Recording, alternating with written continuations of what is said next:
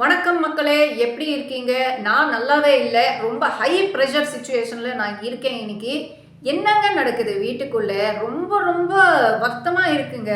எனக்கு போன சீசனே 7th season review பண்ணும்போது கிட்டத்தட்ட கடைசி வரைக்கும் இந்த மாதிரி ஹை பிபில தான் நான் ரிவ்யூ பண்ணியிருந்தேன். ஏன்னா உள்ள நடந்த விஷயம் அவ்வளோ கேவலமா போச்சு.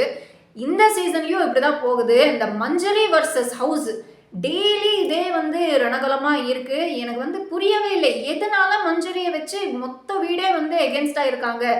ரொம்ப ரொம்ப டிஸ்கிரிமினேஷன் பண்றாங்க. இதெல்லாம் பார்க்க ரொம்ப ரொம்ப கஷ்டமா இருக்கு. மஞ்சரி இன்னமும் எப்படி அந்த வீட்டில் இருக்காங்க. உண்மையில அவங்க மென்டல் ஸ்ட்ரென்த்துக்கு ஹேட்ஸ் ஆஃப். ஆனா எனக்கு இருக்கிற ஒரே ஹாப்பினஸ் என்னன்னா, உள்ள மஞ்சரியே ஹவுஸ்மேட்ஸ் வச்சு செய்யறேன்னு சொல்லி தானா எக்ஸ்போஸ் ஆயிட்டே போறாங்க. இது பார்க்க நல்லா இருக்கு. அந்த பொம்மை டாஸ்க்ல இருந்து அன்ஷிதா மஞ்சரி பொம்மையே இப்படி தொங்கி, இந்த பொம்மை உள்ளே போகக்கூடாது, இந்த பொம்மை உள்ள வைக்க எனக்கு இஷ்டம் இல்லைன்னு சொல்லி ஒரு சீன் பண்ணாங்கல்ல. பெரிய கேமர்னு தன்னைத்தானே உணர்ந்து ஒரு விஷயம் பண்ணாங்கல்ல. ஆனா அதுல டோட்டலா பேக் ஃபயர் ஆயிட்டு அன்ஷிதாவோட வன்மம் தான் அங்க எக்ஸ்போஸ் ஆகுது. அங்கேருந்து இன்னைக்கு வரைக்கும் அந்த பேகேஜ் தூக்கிட்டு வராங்க நம்ம அன்ஷிதா ஒரு பக்கம். இன்னொரு பக்கம் நம்ம பவித்ரா கடைசியிலே மஞ்சரி பொம்மையை வைக்க முடியலையே, ஐயோ என்னால உங்க கேம் போச்சு அப்படின்னு ஒரு நடிப்பு ஒரு பர்ஃபார்மன்ஸ் பண்ணாங்க பாருங்க. அதுவும் வீக்கெண்ட்ல எக்ஸ்போஸ் ஆயிடுச்சு. பவித்ராவோட ரியல் ஃபேஸ் அங்கே எக்ஸ்போஸ் ஆகுது. அருண் தீபக் அந்த ஒரு ஸ்லைஸ் பிரெட் கேட்டதுல அருண் தீபக் மொத்த வீடு எந்த அளவுக்கு மஞ்சரிக்கு எகென்ஸ்ட் ஆனாங்க அது நம்ம பார்த்துட்டோம். இன்னைக்கு ஒரு கப்பு பாலுக்கு எப்படி தர்ஷிகாவும் சரி கோவா கேங்கும் சரி எந்த அளவுக்கு மார்க்கிங் பண்ணியிருக்காங்க, புல்லிங் பண்ணியிருக்காங்க பார்த்தீங்களா? எஸ்பெஷலி நம்ம சௌந்தர்யால நீ ஒரு நாய் அப்படின்னு அப்படியே நாய் மாதிரியே குலைச்சிட்டு ஒரு பர்ஃபார்மன்ஸ் பண்றாங்க பாருங்க. இதெல்லாம் எப்படி இருக்குங்க? இவ்வளோ வயலன்ஸ் காட்டுறாங்க நம்ம சௌந்தர்யா. இதெல்லாம் பார்த்தும் அவங்க ப்ரொவோக் பண்றாங்க. அதனால இவங்க ப்ரொவோக் பண்றாங்க. இவங்க ப்ரொவோக் பண்ணாங்கன்னா எதிரில் அவங்க ஏன் கேவலமா எக்ஸ்பிரஷன் கொடுக்குறாங்க அப்படின்னெல்லாம் இன்னைக்கு ட்விட்டர் பக்கம் ஒரு பித்தலாட்டம் போயிருக்கு. இதுக்கெல்லாம் என்ன சொல்றதுன்னு புரியல. இந்த சௌந்தர்யாலாம் நான் சொல்லிட்டு இருந்தேன் இந்த சீசனோட பிக்கெஸ்ட் புள்ளி அவங்க அப்படின்னு. அது நான் பேக் எடுத்துக்கிறேங்க. தமிழ் பிக் பாஸ் ஹிஸ்டரியிலேயே பிக்கெஸ்ட் புள்ளி சௌந்தர்யா தான். ஏன்னா இந்த அளவுக்கு கேவலமா ஒரு கருணையே இல்லாம அடுத்தவங்களை புள்ளி பண்றது இப்பதாங்க நான் பாக்குறேன். இன்னொரு பக்கம் நம்ம சத்யால பாருங்க எவ்வளவு சைலண்ட் கில்லர்னு பாருங்க. எவ்வளவு அவங்களுக்குள்ள ஒரு வன்மம் வச்சிருக்காங்க பாருங்க. சூனிய கிழவி மஞ்சரி, சூனிய கிழவன் முத்துவன் சொல்றாங்க பாருங்க. அது பொறாமை. அவங்கள மாதிரி நம்ம விளையாட முடியல அப்படின்ற ஒரு பொறாமை. சத்யாவுக்கு ஒரு பக்கம்னா அன்ஷிதாக்கு இன்னொரு பக்கம். எப்படி பேசுறாங்க பாருங்க. இது வீட்லயே நம்பர் 1 டெவில் மஞ்சரி தான், நம்பர் 1 ஃபேக் மஞ்சரி தான். இவ்வளோ அன்பா இருக்கிறவங்க, இவ்வளோ லவ்விங், இவ்வளோ கேரிங் அப்படின்னு அருண் எல்லாம் சொல்றாங்கல்ல அன்ஷிதா பத்தி. அவங்க கக்குன வன்மத்தை எல்லாம் அவங்களுக்கு கண்ணுக்கு தெரியல. ஏன்னா அது மஞ்சரியை யாராவது மார்க் பண்ணும்போது குத்தும் போது எல்லாருக்கும் அவ்வளோ ஒரு ஹாப்பினஸ் பார்த்தீங்களா? கெக்கன்னு சிரிக்கிறாங்க. அதே அடுத்தவங்களுக்கு மஞ்சரி சொல்லும் போது ஏன் இந்த சிரிப்பு இல்லை, ஏன் இந்த என்ஜாய்மெண்ட் இல்லை உங்களுக்கு? மஞ்சரி ஃபர்ஸ்ட் சௌந்தர்யா தான் மஞ்சரியை மார்னிங் ஆக்டிவிட்டியில சொல்றாங்க. ஓபி அடிக்கிறாங்க, இவங்க வேலை பண்ற மாதிரி ஒரு சீன் போடுறாங்க அப்படின்னு சொல்லி.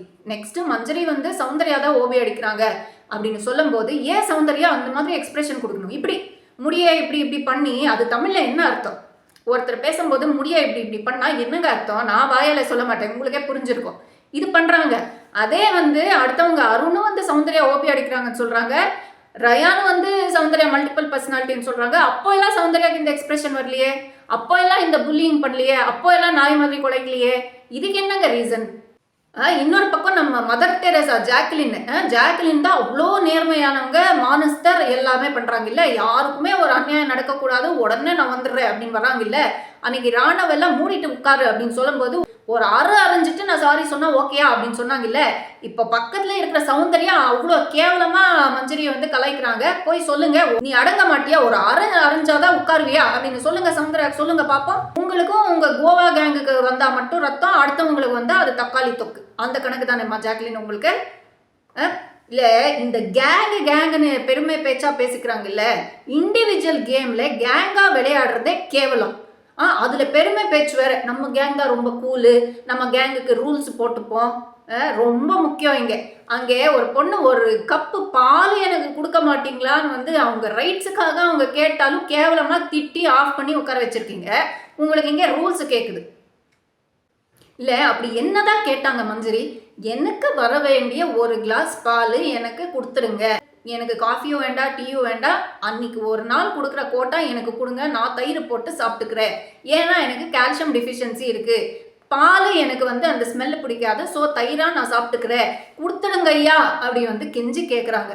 இதுக்குமே தர்ஷிகா மேடம் வந்து இல்லை அதெல்லாம் கொடுக்க முடியாது, நம்ம டீமாக டிஸ்கஸ் பண்ணிட்டோம், டீமும் சொல்கிறது அதுதான், உங்களுக்கு கொடுக்க முடியாது. ஏன் கொடுக்க முடியாது? இல்லை அவங்க என்ன அவங்க வீட்டில் இருந்தா கொடுத்தாங்க? பிக் பாஸ் கொடுத்த ப்ராவிஷன்னு 6500க்கு ப்ராவிஷனுக்கு ஷாப்பிங் பண்ணியிருக்காங்க. ஒரு பேக்கெட் தயிர் வாங்குறதுக்கு இவங்களுக்கு துப்பில்லை. இவங்க எல்லாம் பேசுகிறாங்க. இல்லை அவங்க ஏதாவது தர்ஷிகாவோட கோட்டா கேட்டாங்களா, இல்லை எக்ஸ்ட்ரா கேட்டாங்களா? ஏன் அவங்களுக்கான ஷேரை அவங்க கொடுக்க முடியாது? அவங்க அது நெக்ஸ்ட் டே வேணாலும் சாப்பிடுவாங்க, ஃப்ரிட்ஜில் வச்சு சாப்பிடுவாங்க, அது அவங்க இஷ்டம். இவங்களுக்கு எங்கே வலிக்குது? இல்லை புரியவே இல்லையே இந்த லாஜிக் எனக்கு. இதில் ஜாக்லின் வேற நக்கலை பார்த்தீங்களா? இன்னைக்கு மஞ்சரி தயிர் கேட்குறாங்க, நானும் அதே மாதிரி நான் சாம்பார் சாப்பிடல, பருப்பு செப்பரேட்டாக கொடுத்துருங்க, பருப்பு பாயசம் போட்டு நான் குடிச்சிக்கலாமா, அது ஓகே அவங்களுக்கு அப்படின்னு நக்கலாக கேட்குறாங்க. இது ஏன் நீங்கள் வந்து மார்க் பண்ணுறீங்கன்னு கேட்டால், நான் இங்கே மார்க் பண்ணேன், எனக்கு உண்மையிலே பருப்பு பாயசம் தான் தேவைப்படுது அப்படின்னு சொல்கிறாங்க. காதில் நம்ம என்ன காலிஃப்ளவர் வச்சுருக்கோம் அப்படி தானே ஜாக்லின்? இதில் இவங்க 2 பேரும் பேசுகிறாங்க, சம்மந்தமே இல்லாமல் ஜாக்லினே உள்ளே வர்றாங்க, தர்ஷிகாவை கூப்பிட்டு ஒரு பஞ்சாயத்து பண்ணுறாங்க. இங்கே உள்ளே வந்ததே யாரு? சௌந்தர்யா. இதே சௌந்தர்யா என்ன சொல்லியிருந்தாங்க, எல்லாரும் சண்டை போடும்போது நடுவில் போய் பைத்தியக்காரங்களை மாதிரி நான் கத்த முடியாது. இப்போ மேடம் என்ன பண்ணுறாங்க, நம்ம பேசுறதெல்லாம் மஞ்சரி ஒட்டி கேட்குறா, அவங்களுக்கு சம்மந்தமே இல்லாமல் உள்ளே சண்டைக்கு வராங்க, அவங்களோட பிரச்சனை, அவங்க தர்ஷிகாவுக்கு பர்சனலாக பேசுறது, நீங்கள் தான் உள்ளே புந்து சண்டை பண்ணுறீங்க. அதில் நாய் மாதிரி கத்திட்டு ஒரு விஷயம் பண்ணி அவங்கள வந்து மார்க் பண்ணி ஆஃப் பண்ணி அவமானப்படுத்தி வெளியில் அனுப்புறீங்க. இதில் உங்களுக்கு நியாய நேர்மை வேற கேட்குது. இவ்வளோ ரூல்ஸ் பேசுகிற நம்ம தர்ஷிகாவோ கிச்சன் கேங்கோ திருட்டுத்தனமாக மிட் நைட் பிரியாணி பண்ணுவாங்களா, எல்லாரோடைய ப்ராவிஷனை திருட்டிட்டு சொல்லாமல் இல்லாமல் ஃப்ரைட் ரைஸ் பண்ணிப்பாங்களா, பாயசம் பண்ணிப்பாங்களா? சண்டே நைட்டு சேது சர்ரே வந்து இதை எக்ஸ்போஸ் பண்ணி விட்டாலும் அதுக்கப்புறம் சௌந்தர்யா வந்து மிட் நைட்டில் வந்து எனக்கு ஒரு கப்பு கர்டில் ஒரு ஸ்பூன் சுகர் போட்டு தான் அப்படின்னு கேட்பாங்களா? விஷாலும் வந்து கொண்டு வந்து கொடுப்பாங்களா? இதெல்லாம் பண்ணுவாங்க. ஆனால் மஞ்சரி வந்து எனக்கு வர வேண்டிய பங்குலே ஒரு கிளாஸ் பால் எனக்கு கொடுங்கன்னு சொன்னால் கொடுக்க முடியாது அப்படின்னு சொல்லிட்டு அனுப்புகிறாங்க. இதுக்கெல்லாம் என்னங்க ஜஸ்டிஃபிகேஷனு, என்னங்க நியாயம்? இதெல்லாம் சாச்சனா வந்து ஆக்சுவலி அசிஸ்டன்ட் கேப்டனு, அவங்களுக்கே வந்து நேரடியாக மஞ்சரி போய் கேட்குறாங்க, சாச்சனா இதுதான் விஷயம்னு சொல்லி. ஏன் வந்து சபையில் அவங்க வந்து பேசலை இந்த விஷயம், கேப்டனுக்கு ஏன் இந்த விஷயம் சொல்லலை? இன்னொரு பக்கம் முத்துவும் வந்து பார்க்குறாங்க என்ன நடக்குதுன்னு தெரியும், ஆனாலும் கடைசி வரைக்கும் மஞ்சரிக்காக ஸ்ட்ராங்காக அவங்க வந்து குரல் கொடுக்கவே இல்லை. ரொம்ப சட்டலாக வந்து சொல்கிறாங்க தர்ஷிகாவுக்கு, ரேஷன்னா நீங்கள் ப்ராவிஷன் கொடுக்குறது வேற, மனசார கொடுக்குறது வேற அப்படின்னு சொல்கிறாங்க. இவ்வளோ சட்டலாக பேசினால அந்த வீட்டில் பத்தாது முத்து. இதுதான் வந்து ராணுவும் சொல்கிறாங்க. பட் ராணு வந்து அவங்களோட தனிப்பட்ட ஒரு பிரச்சனை தான் ஆரம்பிக்கிறாங்க. ஸ்டோர் ரூமில் நான் வந்தப்போ என் மூஞ்சிக்கு மேலே நீங்கள் வந்து டோரை க்ளோஸ் பண்ணிங்க, அப்படி உடைச்சி வைக்கிற நெசசிட்டி என்ன இருக்குது, நான் தான் கேட்குறேன் என்னன்னு சொன்னால் என்ன அப்படின்னு ஒரு பிரச்சனை பண்ணுறாங்க. ஸோ பேசிக்கலி இந்த வீட்டில் ராணு ஒரு பக்கம், அதை விட மோசமாக மஞ்சரியை ஒரு பக்கம் ஈஸி டார்கெட்ஸாக அடிச்சுட்டே இருக்காங்க. ரொம்ப ரொம்ப வர்ஸ்டான ஒரு டிஸ்கிரிமினேஷன் பண்ணிகிட்டே இருக்காங்க மொத்த வீடு.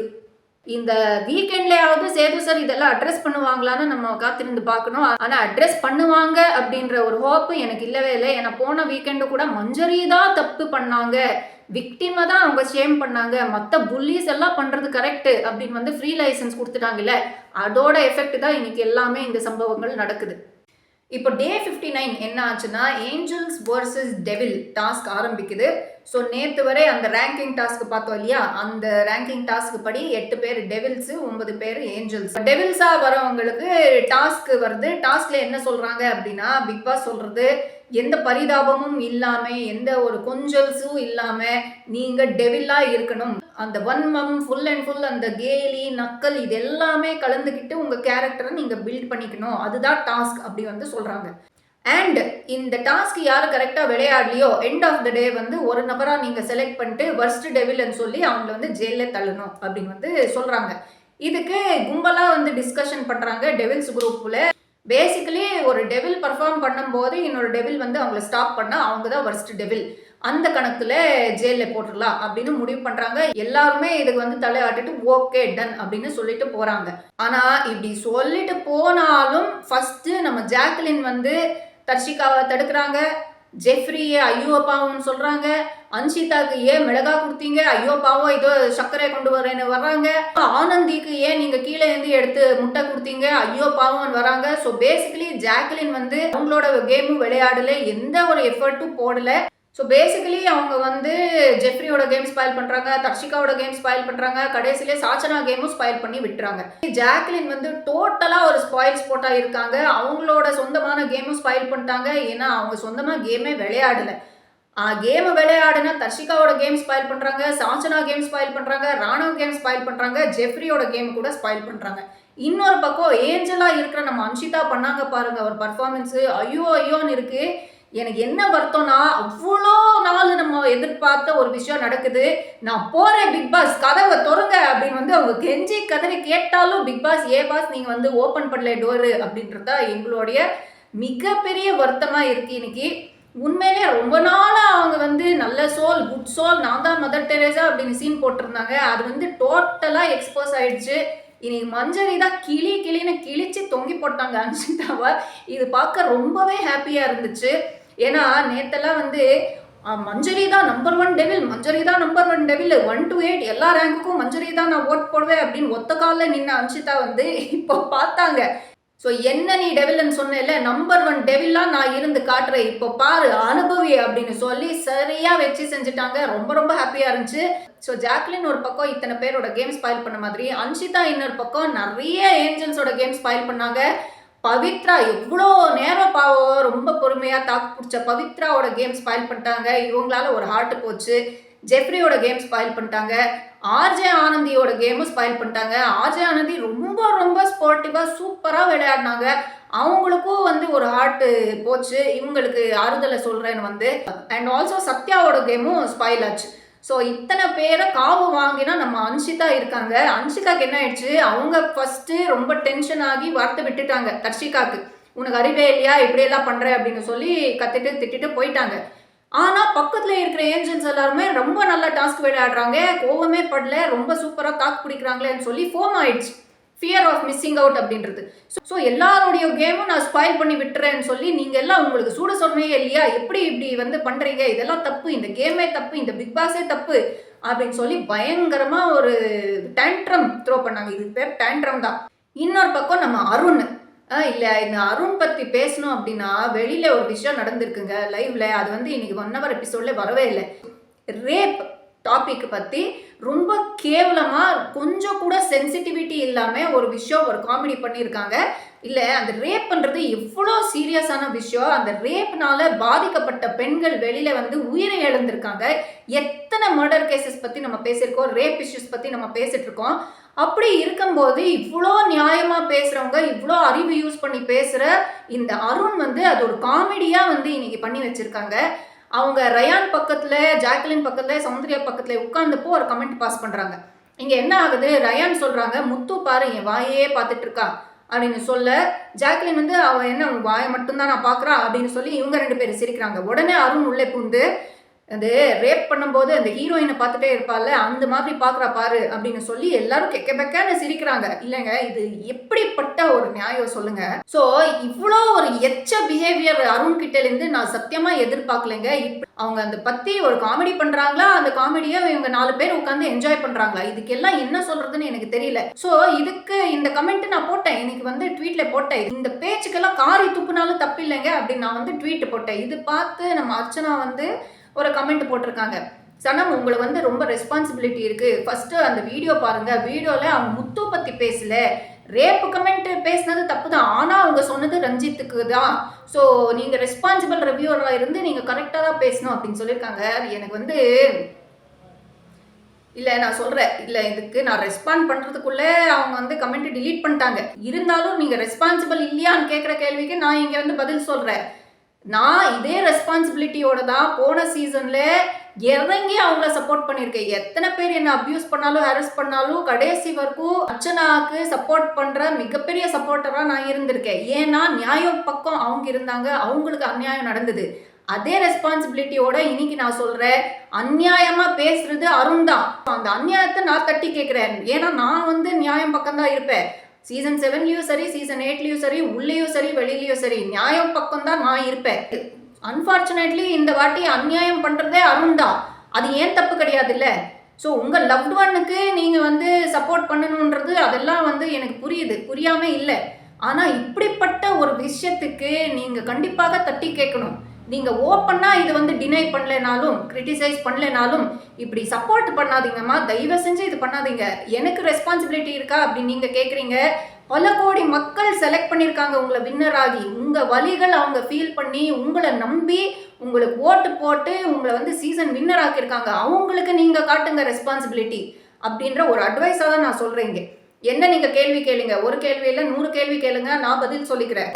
ஆனால் நீங்கள் உங்களுக்கே ஒரு கேள்வி கேட்டுக்கோங்க. இந்த ரேப் கமெண்ட்டுக்கும் நீங்கள் வந்து அருணுக்கு சப்போர்ட் பண்ணுறீங்களா, இது நியாயமாக இருக்கா அப்படின்னு நீங்களே ஒரு வாட்டி கேள்வி கேட்டுக்கோங்க. அந்த விஷயம் உங்களுக்கே வந்து புரிஞ்சு நீங்கள் வந்து இந்த ட்வீட்டை டிலீட் பண்ணியிருக்கீங்கன்னா நான் ரொம்ப ஹாப்பி. அவ்வளோதான் நான் சொல்லுவேன். ஸோ டாஸ்க்ல என்ன பண்ணுறாங்க அருண் அப்படின்னா, இப்போ ஃபைனலி ஜெயிலுக்கு யாருப்பா போகணும் அப்படின்னு வரும்போது எல்லாரும் மேக்ஸிமம் 4 ஓட்டு வந்து சௌந்தர்யாவுக்கு போடுறாங்க. ஏன்னா தர்ஷிகா வந்து ஜாக்லினோட சண்டை போடும்போது இது உன் அப்பா வீடு இல்லை, இது பிக் பாஸ் வீடு அப்படின்னு சொன்னது சௌந்தர்யாவுக்கு ஹர்ட் ஆகுது. உடனே வந்து சௌந்தர்யா உள்ளே பூந்து அப்படிலாம் எதுக்கு நீ பேசுறேன்னு சொல்லி ஃபிசிக்கலாக அட்டாக் பண்ணுறாங்க தர்ஷிகாவை. Physical attack is wrong, it's not acceptable. Direct red card கொடுக்க வேண்டிய தருணம் இது. ஸோ இது பார்த்து நம்ம ஜாக்லின் வந்து சரி விட்டுரு அப்படின்னு சொல்கிறாங்க. அந்த சண்டை அங்கேயே டிஃப்யூஸ் ஆகுது. ஸோ இதுதான் வந்து இன்னைக்கு டெவில்ஸ் குரூப்பை வந்து டிசைட் பண்ணுறாங்க. அவங்க உள்ளே பூந்து ஒரு விஷயம் பண்ணது தப்பு அப்படின்னு. பட் இங்கே அருண் வந்து சௌந்தர்யாவை தான் சப்போர்ட் பண்ணுறாங்க, ஜாக்லினை சப்போர்ட் பண்ணுறாங்க. முத்து மஞ்சரி பண்ணதான் தப்பு அப்படின்னு சொல்கிறாங்க. முத்து மஞ்சரி எதுவும் தப்பே பண்ணல. மஞ்சரி வந்து பவித்ரா வாயில அந்த முட்டை உடைச்சு போட்டு போடுறாங்க, அவ்வளோதான். அதுவும் கூட பண்ணல அப்படின்னா வேற என்னங்க பண்ண முடியும் டெவில்ஸா இருந்து. அருண் பொறுத்த வரைக்கும் ஒன்லி சைக்கலாஜிக்கலி தான் நீங்க வந்து அட்டாக் பண்ணணும், பிசிக்கல் திங்ஸ் வச்சு பண்ணக்கூடாது அப்படின்னு ரூல்ஸ் போடுறாங்க. அப்படி ரூல்ஸ் போடுறதுக்கு அருணுக்கு ஃபர்ஸ்ட் ஆஃப் ஆல் ரைட்ஸே கிடையாது. He is just a housemate, he is just a devil. எல்லாரும் பண்ற மாதிரி தான் இவங்களும் பண்ணலாம். அவங்க என்ன பண்ணணும் என்ன பண்ணக்கூடாதுன்னு சொல்லி அடுத்தவங்க அருணுக்கு சொல்லக்கூடாது, அருணு கூட அடுத்தவங்களுக்கு சொல்லக்கூடாது. பட் அவங்க வந்து அநியாயத்துக்கு முத்துக்கு மஞ்சரிக்கு எகென்ஸ்டா தான் அவங்க பேசிட்டு இருக்காங்க. ஏன்னா அவங்களும் வந்து கோவா கேங்கோட ஒரு மெம்பர் தான். அது கோவா கேங்னு சொல்றதுக்கும் எனக்கு வந்து வாய் வரலைங்க, அது ஒரு கட்டர் கேங் தான். ஏன்னா இந்த ரேப் கமெண்ட்டுக்கு அப்புறம் அந்த கேங் மேலே இருக்கிற கொஞ்ச நஞ்ச மரியாதையும் டோட்டலாக எனக்கு போச்சு. ஸோ டோட்டலி வந்து ஒரு கட்டர் பிஹேவியர் தான் அவங்க வந்து காமிச்சிட்டு இருக்காங்க. ஒரு ஃபிசிக்கல் அட்டாக்கும் சரி, புல்லிங் பண்ணுறதும் சரி, இந்த மாதிரி சீப்பாக கமெண்ட் போடுறதும் சரி, எல்லாமே தப்பாக தான் பண்ணிட்டு இருக்காங்க. இவங்களை சப்போர்ட் பண்ணுறதுக்கு ஒரு பாயிண்ட்டும் என்கிட்டலேருந்து இல்லை. அது எப்படி நீங்கள் வந்து சௌந்தர்யாவை ஜெயிலுக்கு அனுப்புறீங்க, நானும் பார்த்துக்கிறேன்டா அப்படின்னு சொல்லி சவால் விட்டுட்டு போகிறாங்க. டோட்டல் கேமை ஸ்பாயில் பண்ணுறாங்க. இதே தான் ஜாக்லின் சொல்கிறாங்க, சௌந்தர்யா எல்லாம் ஜெயிலுக்கு அனுப்ப நான் விடவே மாட்டேன், நானும் போவேன் அப்படின்னு சொல்லி. சௌந்தர்யா மட்டும்தான் ஏன் கண்டென்ட் கிரியேட் பண்ணும், ஐயோ நானும் வரேம்மா தள்ளு அப்படின்னு சொல்லி போகிறாங்க. அங்கே சௌந்தர்யாவே கண்டென்ட்டே இல்லையே, இந்த டாஸ்க் பண்ணவே எனக்கு தெரியலையே, நான் ஜெயிலுக்கு போய் தனியாக ஏதோ சோலோ பர்ஃபார்மன்ஸ் பண்ணிட்டு போகிறேன்னு சொல்லி போகிறாங்க. அதையும் ஸ்டாப் பண்ணி ஜாக்லின் வந்து உள்ளே புகுந்து தள்ளு, நானும் உட்கார்றேன், நானும் வந்து பெர்ஃபார்மன்ஸ் பண்ணுறேன்னு சொல்லி அடம் பிடிக்கிறாங்க. ஜோக் ஆஃப் த டே என்னன்னா, இவங்க 2 பேருமே வந்து டாஸ்க் பண்ணுறதுக்கு துப்பில்லை. தீபக்கை பிடிச்சி சொல்கிறாங்க, ஐயோ அண்ணா இப்படி அடுத்தவங்களை புண்படுத்துறது எப்படின்னே எனக்கு தெரியாது, இப்படி டெவிலா எப்படி பிஹேவ் பண்ணுறதுனே தெரியல அப்படின்னு அழுகுறாங்க உட்காந்து. குபீர் சிரிப்பு மொமெண்ட் இங்கே தான் எனக்கு. ஸோ டாஸ்க்ல டெவிலா விளையாடுங்கன்னு சொன்னால் பண்ண மாட்டாங்க, ரியலாகவே நம்ம விளையாடுவோம், அது மட்டும்தான் தெரியும் அப்படின்னு இருக்காங்க. இதுக்கப்புறம் என்ன சொல்கிறதுன்னு தெரியல. ஸோ ஃபைனலி என்னோட ஜட்ஜ்மெண்ட் என்னன்னா, தீபக் வந்து ரொம்ப சூப்பராக விளையாடினாங்க. தீபக் வந்து ஃபஸ்ட்டே வந்து பவித்ரா கிட்டே ஹார்ட் வாங்கினாங்க. எல்லார்கிட்டையும் செம்ம பாயிண்ட்ஸ் சொல்லி என்ன பண்ணுமோ அது வந்து கரெக்டாக பண்ணி ஒரு சைக்கலாஜிக்கலாக ஒரு இரிட்டேஷனாக அடுத்தவங்கள டோட்டலி பிரேக் பண்ணி ஒரு விளையாட்டு விளையாடினாங்க. அது சூப்பராக இருந்துச்சு. செகண்ட் வந்து தர்ஷிகா, தேர்ட் வந்து மஞ்சரி. 3 பேரும் பின்னிட்டாங்க அந்த டெவில் டாஸ்கில் வந்து. மற்ற ராணவும் சாச்சனாவும் ஓகே தான். சாச்சனா வந்து அடுத்தவங்க ஒரு 90% பண்ணி வச்சுருந்தது, 10% இவங்க போய் அங்கே வந்து ட்ரை பண்ணாங்க. But okay, something she did. Raanav வந்து ரொம்ப தப்பாக ஒரு விஷயம் பண்ணுறாங்க. ராணவும் சரி சத்யாவும் சரி, சத்யாவோட ட்ரெஸ்ஸு ஷூஸ் எல்லாம் அது வந்து டேமேஜ் பண்ணி விட்டுருக்காங்க. அது வந்து ரொம்ப தப்பாக இருக்குது. இது வந்து அவங்களே வந்து உணர்ந்து அடுத்தவங்க சொன்னப்போ போய் சத்யாகிட்டையும் பவித்ராகிட்டையும் சாரி கேட்குறாங்க. பட் இந்த இடத்துலையும் வந்து மதர் தெரேசா மாதிரி நம்ம ஜாக்லின் வந்து எப்படி நீங்கள் பண்ணுவீங்க, அதெல்லாம் நீங்கள் பண்ணலாமா, அது கூட அறிவு இல்லையா உங்களுக்கு அப்படின்னு எல்லாம் சொல்லி ஒரு பக்கம் திட்டுறது. சௌந்தர்யா இன்னொரு பக்கம் வந்து ஆஸ் யூஷுவல் சேம் டைலாக் தான், உனக்கு அறிவே இல்லையா, அது மண்டையே ஒர்க் ஆகலை அப்படின்றது, இதுக்கு தான் நான் சொல்கிறேன் அப்படின்னு சொல்லி மீண்டும் ராணுவ வந்து பர்சனலி அட்டாக் பண்ணுறாங்க. இப்போ ராணா வந்து பர்சனல் திங்ஸ் வச்சு விளையாடுறது தப்புன்னு சொன்னா, இப்போ சௌந்தர்யாவும் பர்சனலா ராணுவ அட்டாக் பண்றது தப்பு தானே? டாஸ்க்ல தண்டமா இருந்தது ஒன்னு சௌந்தர்யா, இன்னொன்னு ஜாக்லின். மத்த எல்லாரும் ஓரளவுக்கு ட்ரை பண்ணாங்க. கேமை டோட்டலி ஸ்பாயில் பண்ணது அன்ஷிதா, அருண், ஜாக்லின், சௌந்தர்யா இவங்க 4 பேர். ஏஞ்சல் சைட்ல ஆனந்தி, பவித்ரா, சத்யா, விஷால் இவங்க எல்லாருமே வந்து நல்லா விளையாடினாங்க. ஈவன் ஜெஃப்ரி முடிஞ்ச அளவுக்கு தாக்கு பிடிச்சாங்க. பட் அவங்களுக்கு வந்து அந்த சிட்டப் பண்ணனால லெக் இன்ஜுரி ஆயிடுச்சு. ஸோ அதுக்கப்புறம் அவங்களால அந்த ஃப்ரஸ்ட்ரேஷன் ஹோல்ட் பண்ண முடியல. ஸோ அவங்களும் வந்து விட்டு கொடுத்துட்டாங்க. ஸோ இன்னொரு 2 நாளுக்கு ஏஞ்சல்ஸ் அண்ட் டெவில்ஸ் டாஸ்க் ஓடும். அதை பற்றியான கமெண்ட்ஸும் நான் வந்து நாளைக்கு ஷேர் பண்ணுறேன். இந்த வீடியோ முழுசாக பார்த்ததுக்கு நன்றி. மீண்டும் சந்திப்போம்.